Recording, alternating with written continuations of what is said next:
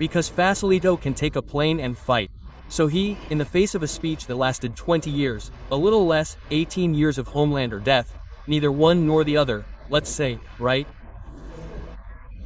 So B-Moral had to be cleaned up, and the best way was to send the message to the opposition and to those who were on that small farm that was there for 21 days.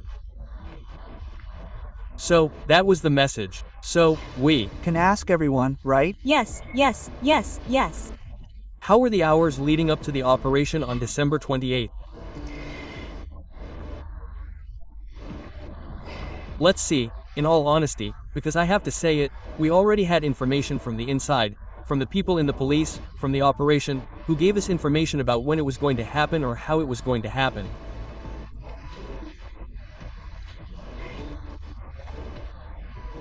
This person told me during the 36-day strike that there was already an order and a commitment from the government minister that I would be arrested by December 31st. So, with the information that you are updating me with, based on the weather, I was able to take precautions with my family, with my father. On Christmas Day 24th, at noon, when we traditionally have lunch, I told him to get ready, that this was what was going to happen so that it wouldn't take him by surprise and that he would know that there was an order, right? I told my family, my wife.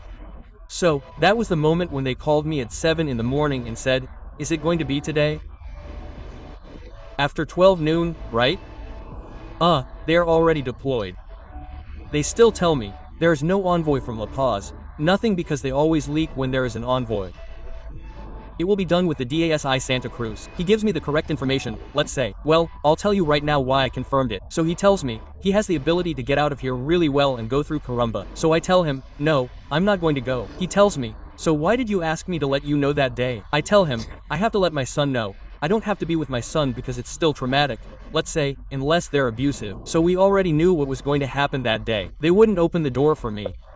I opened the van door for him because they were all scared. They were breaking the video of the vehicles. So I told him, are you looking for me? They made a show of themselves, throwing me to the floor senseless because I wasn't putting up any resistance, right? So, we were all set. Absolutely everything was already known, right? It stops being such a pain because the family is still hopeful. Let's hope it doesn't happen, right? But we already knew that it was going to happen, so everything was ready for that day. We already knew that day, and we knew that they weren't going to take me to Palmasola, right? Their trophy was Chenko Coro, right? It was April Fool's Day. It caused some confusion. Sure, of course it did. It caused. What happened in La Paz? How was the meeting with the minister? Actually, the minister never came to see me or ask me questions. I had an offer, but it wasn't from El Castillo to negotiate with the government, with other ministers, but it wasn't from El Castillo. All he did was go out and sing victory, obviously from the imprisonment. They didn't look, from the beginning to the end for how to break me, a number of things, pressure on the family. Let me tell you, I was reading Mandela's first book and they wrote to my son and said, they sent a message, it's good that your father reads Mandela, as if to say, we're watching him, we've got him. So my poor son would get desperate and go to La Paz to see what would happen, let's say, right? So they played around with that a lot. But as I was saying, I was already prepared for the worst that could happen with the pension. We knew it wasn't going to be a walk in the park, right? They were in a critical moment, a revolt, I think, led by Nayara, who feared for the governor's life. How did that happen? Honestly, as I was saying, I couldn't leave my cell. I was given 1 hour of sunlight a day, which I only took once. I went out, my wife insisted that I go out and get some sun, and I heard them call my guard at the right time and say, the hour is up, February is in. February was my birthday, February is in. So it got me thinking and I said, I don't need that hour to live. Why am I going to give them the right to limit me even in this way? I didn't go out anymore. No, I didn't go out anymore. For 17.5 months. I didn't leave my cell anymore. I just started receiving visitors after a report from the United States Department of State, which they certified as witnesses that they denied me the right to visits. That worried the government and they let me have visits, right? So, I'm telling you that because I actually lived isolated from what was happening inside, so you could hear screaming, you could hear everything, but they always scream in prison. So, I'm not telling you every day, but if not, it's almost every day. There's always an event, let's say, that happens inside. So, it becomes a habit, or they murder, or they stab each other, or and a number of other things that I always kept away from because I never knew anything about what was happening. But that day my wife told me, look out the window. And I told her, why? When I saw it, the prison director and the lieutenant who was bleeding told me, come out, your life is in danger. I didn't learn anything else. They took me out with my wife and my baby. We were there for about 2 hours, the police took control. About 400, 500 officers entered and then I went back in. I mean, I can't tell you more than that because I didn't know anything else, let's say. No. Let's talk about politics. What? Let's see. Many believe that this weakening of the governor's position, the imprisonment of a sitting governor, is a factor. First let's talk about the plurinational legislative assembly. There's a very evident fragmentation with almost irreconcilable rifts. What do you think about that? You're talking about the members of Cremo's parliament. Yes, senators, deputies. I don't consider it an internal rift within the party. I believe that people took a different position from the principles that motivated us to reach the governorship and, of course, the presidential elections, which was the principle of fighting for compliance, to be able to conclude that 21-day feat and lead us to change. I'll be honest with you, you can ask any of my members of parliament. I never instructed them who to vote for or what to vote for, nothing. When they were elected, many said, you're naive, you have no political experience. But when they won, when we elected the deputies, the only thing I asked of them was that as long as you maintain the principles for which you were elected, we are on the other side because what we owe is to the people of Santa Cruz. That's the reality. So I see it as two positions. Those who stayed to resist and those who made the decision to make a pact with the Maoistas. That's the reality, there's no other way, right? And we were a small group, a small party or grouping, because it is not yet a party, but we were still young. So, there were many of them who already had a position and had their own principles, but in the end, if you look at them, they were left with absolutely nothing because that is how reality pays, right? They made their own decision, so, within the party I do not see any cracks. I see that there has been an interesting purge of those elements that were part of it. We believe that they did not share the vision and the principles that we had and the mandate that you cannot stop with the majority. Purification. Right? A natural purge, no one takes it out for interests. They make their decision and it is a natural purge. It is as if they made the decision to leave and say, I am leaving this one and I decide to make a pact with the majority. And those are things that I cannot tolerate because my word was involved, in which I thought I had involved men and women with principles, which was what motivated us not to make a pact with the Mismo, and we clearly saw that it was not happening. So, as I say, I did not remove it. It was a natural purge of those elements that made the decision to make a pact with the Mas, and we have formed new elements and reaffirmed those that did remain within the resistance in order to be able to, because being in opposition is not nice, it is true. So it is hard because they do not give you offices, they do not give you commissions, they do not give you food, they do not give you anything. So, but they decided to endure. Those elements are valued within Cremos and respected, and they continue to be part of it, and those who left. A similar scenario in the departmental assembly. There is an evident fragmentation there. It is also another process of purification. Absolutely. It is a natural purification that exists. The same thing I was telling you, those who made the decision to go with the lieutenant governor, and let me say that all the people of Santa Cruz agreed to it, know it. He opened the door of the governor's office to the Maoism that had earned so much respect in the home of the people of Santa Cruz. And they already made the decision to go and govern with the Macismo, to be part of them. It was a natural decision and a more than necessary decision. When you're in prison, you have plenty of time to think. And during that time I realized many mistakes that I had made, that I had valued people who didn't tell me how they valued them and vice versa, right? That I didn't value many people who were worth it, right? That's precisely when you realize that. After prison, the problems are small, the ones you end up living. Then you have time, acquire patience, the tranquility to make decisions and see things differently.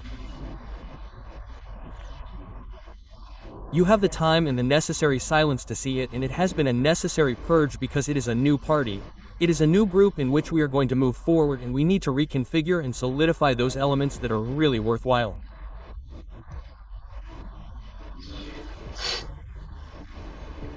At what point did the break with Mario Aguilera occur? Well, I had a meeting with the lieutenant governor in my office a little over 3 months ago. It would have been more or less a management meeting shortly after.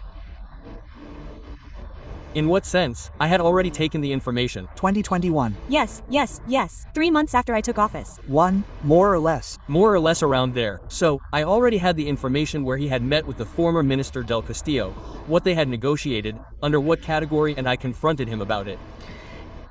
Well, it will be interesting when you see it because he said that I had never called him, that never happened, right? There are even witnesses who saw him enter the meeting, everyone was in the other room. The truth is that you end up laughing because cowardice is just funny. It makes you feel very sorry for people who are afraid to say things as they are. So I confronted him and said, I saw the photo. You saw it yesterday because they showed me the photo. Where was the meeting? At what time with the minister and the points that were discussed, and one of them was we are going to jail him, but you have to guarantee us that you are going to take responsibility, and he takes responsibility with the police.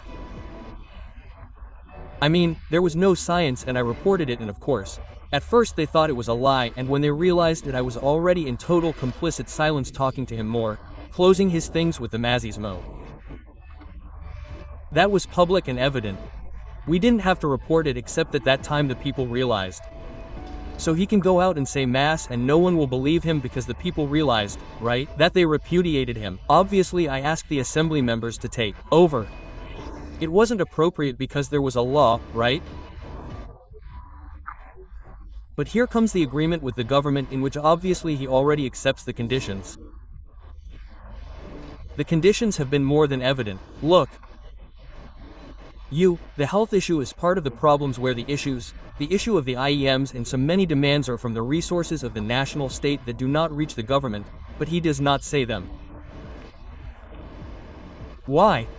Because that is the condition. When you make a pact with the Mazismo, you cannot complain, you cannot deny. Why? Because they have given you a governorship that did not correspond to you. So, you are already paid, do you understand? So until I am released. In the directive of the assembly, in the formation of commissions, you interpret that there is a tie with the sea.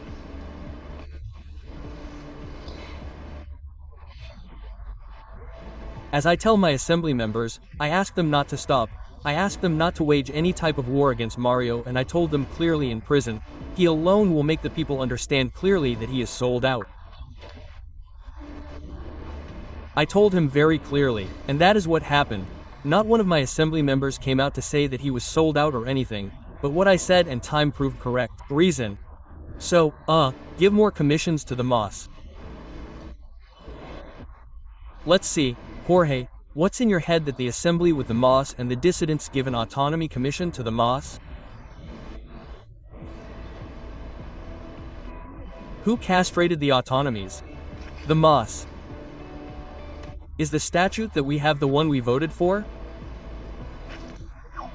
Far from it, very far from it. How are you going to give autonomy to the party that said that autonomy was separatism? It's a lack of principles and basic values. You can't give your enemy the key to your house so they can come in when in reality all they did was knock on your door for 2 years. That's an example. So that's the clear proof. That a Macista is president of the Autonomy Commission. For God's sake, where have we gotten to? So, these are things that reveal the clarity of things. The lady they put in as interim governor, please, has campaigned with the best known person within the MOS. So, the pact has been so obvious that I haven't needed to talk more about the prison than what was happening in the government. And that's what the assembly members who decide to co-govern with the most are already joining in on. Why? Because obviously they have some interests, and those who decide to maintain their principles stay, saying, no, I'm left without an office, I'm left without a chair, I'm left without a table, I'm left without everything. But look, that's what I call a natural and necessary purge, a necessary one that had to happen in Cremos, in a party that is just starting to identify those people who are or aren't worth it. How is the relationship between the governor and the lieutenant governor now, or how should it be, or how do you see it going forward?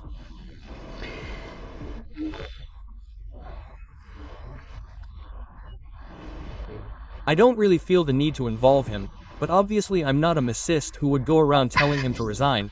Let him be where he belongs in the position, and I'm going to continue doing the job that I'm supposed to do.